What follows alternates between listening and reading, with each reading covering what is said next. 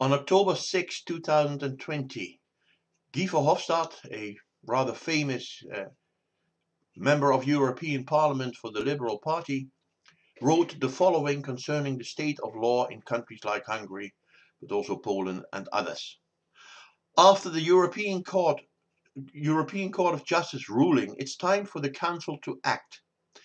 The European Court of Justice just ruled that Hungary's campaign against the Central European University was incompatible with EU law. So Orban broke the law. Question is how many times European Council leaders will allow him to get away with it. The Central European University is not coming back, and the government crackdown on academic freedom in Hungary has continued ever since. And Viktor Orban, as I said in 2017, will continue to see enemies everywhere. We know where this ends, if we don't stop it now. In joining the European Union, Hungary has signed up to the European values and the rule of law that underpins it. The Hungarian people still stand by them. The European leaders need to stand up for them. This demands a reply at the highest political level. About this, what Mr. Guy Verhofstadt wrote, I wrote the following. I have been in communication with Mr. Verhofstadt several times. He even referred to me in one of his posts. And so maybe he knows me a little bit. That's why I write the following. I can't help it, Guy, but I keep on repeating.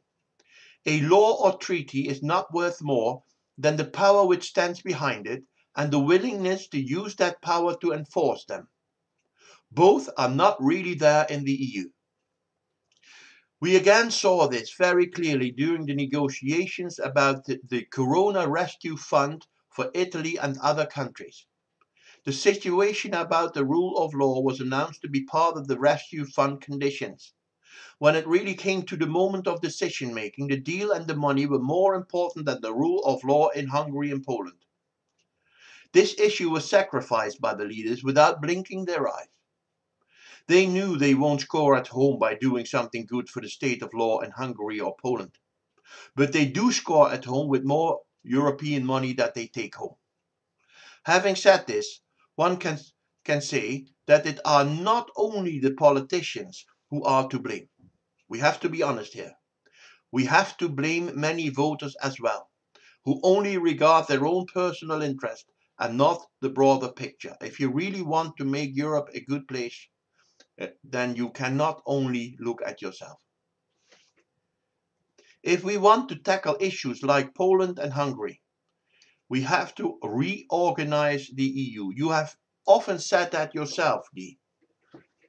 But you seem not to come to the core point of power, organization, and discipline. And that is why I wrote my piece once again. The EU needs an escalation ladder with steps to be taken, including punitive measures, if countries break the rules of an EU treaty. The escalation ladder should start with consultations and warnings, followed by the withdrawal of funds and voting rights, and in the most extreme cases ending in removal from a treaty, for example Schengen or the Eurozone. Then countries are removed from the Eurozone. That cannot be done like this. You need a fund of money to protect the others against that, but it can be done.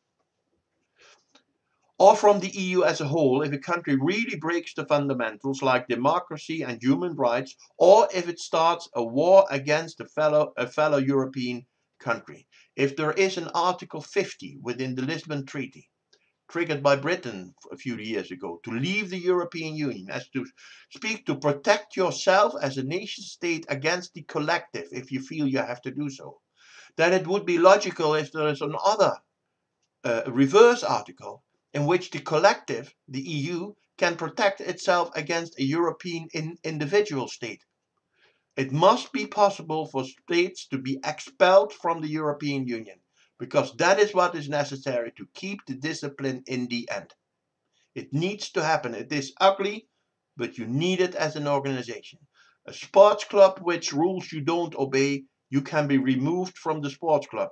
If you don't stick to the rules of your working place, you can be fired. And if a city doesn't respect the rules of a nation state, in the end, even the army can be sent in to force the city to obey. Only then you get discipline, and those systems work. They are completely normal everywhere in society.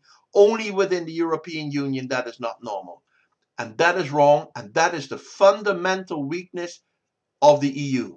It's good in making rules and treaties. It is lousy in keeping up the discipline. This is the fundamental issues. I continue. I don't know where I stayed, but then I will read it again if necessary. If we want to tackle issues like Poland and Hungary, we have to reorganize the EU. The EU needs an escalation ladder, with steps to be taken, including punitive measures if countries break the rules of a treaty. I've said that. Managing the escalation ladder should not be a matter of the European Council, the Council of National Government Leaders, as they are equals amongst equals. This is really fundamental. They should not do this. They are equals amongst equals.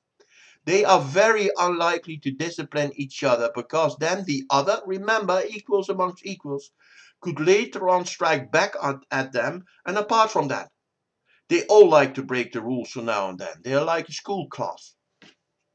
The escalation ladder should be managed by the EU Commission, scrutinized by EU Parliament and the EU Court of Justice. This is the way, not equals amongst equals that will lead to nothing. An extra advantage of this is that countries then no longer turn against each other, which we have seen lately. The Netherlands and Italy were in a big fight. But that they fight with the European Commission. That is what it is for. That is why these people have to be well paid. It has to be a lousy job. Let that be clear. This is good for peace and stability on our continent, and promoting peace is still the core task of the EU. Only via this reorganization of the EU, there will be a chance that countries can be held to account in case they break the rules.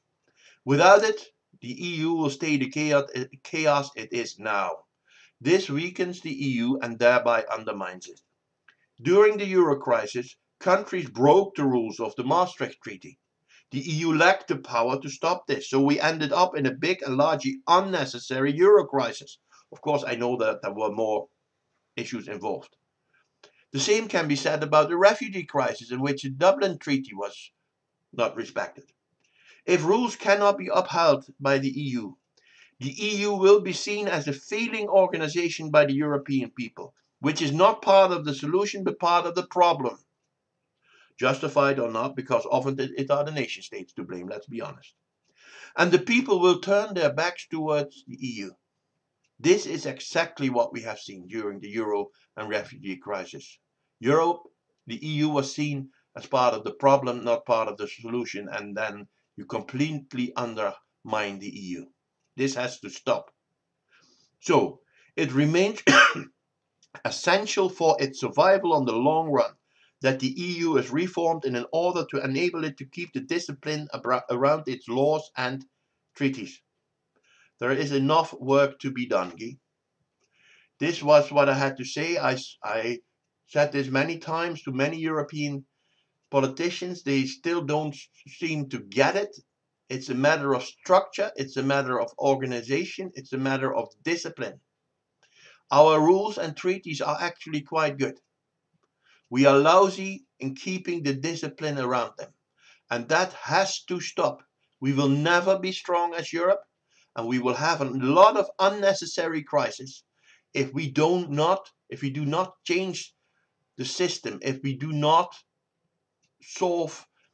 find solutions for its flaws. I try to give a solution. If you have better solutions, please tell me. But this has to happen this is my conviction. Give me your opinion.